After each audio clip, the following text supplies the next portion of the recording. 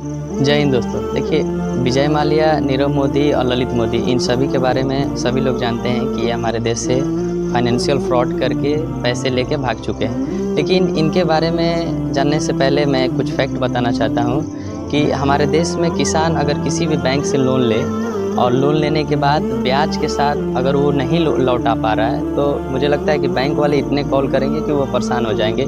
तो उनके पास ऑप्शन है कि वो या तो पैसा वो दे दे सही समय पे ब्याज के साथ, या अपना खेत बेच के दे, और उनके पास तीसरा ऑप्शन रहता है कि वो अपना प्राण त्याग दे।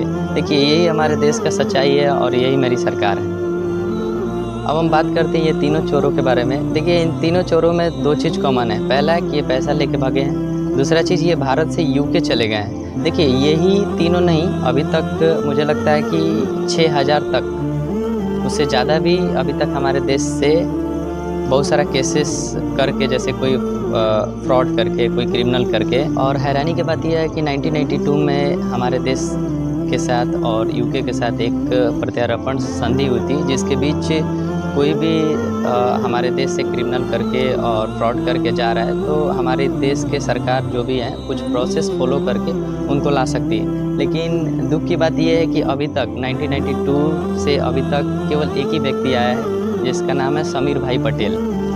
उसके बाद अभी तक इवन मोदी सरकार भी अभी 10 साल से हमारे देश पे राज कर रहे हैं, देश को चला रहे हैं, लेकिन अभी तक उनके राज्य में भी अभी तक कोई नहीं आया है। देखते हैं आगे क्या होता है। और सबसे अच्छी बात ये है इन चोरों के लिए कि ये जब यूके जाते हैं तो अगर यूके जाके अगर 2 मिलियन पाउंड ये इन्वेस्ट कर देते हैं वहाँ पे, तो वहाँ की सरकार इनको एक गोल्डन वीज़ा दे देती है, जिससे ये काफ़ी प्रोटेक्ट होते हैं, और ये वहाँ की सरकार इनको प्रोटेक्ट भी करती है, और इसके वजह से ये वहाँ अच्छे से रहते हैं। तो आपका क्या राय है कि अगर हमारे देश का किसान 10,000 भी बैंक से लोन ले लेती है, तो मुझे नहीं लगता है कि हमारी सरकार माफ़ करेगी और ना इसके बारे में सोचती है। लेकिन वही ये लोग जो हैं हमारे देश से इतने पैसे लेके चले गए हैं, तो ना ही हमारी सरकार लाती है, जबकि एक संधि भी है, उस संधि से चाहे तो लेके आ सकती है, लेकिन नहीं लाती है।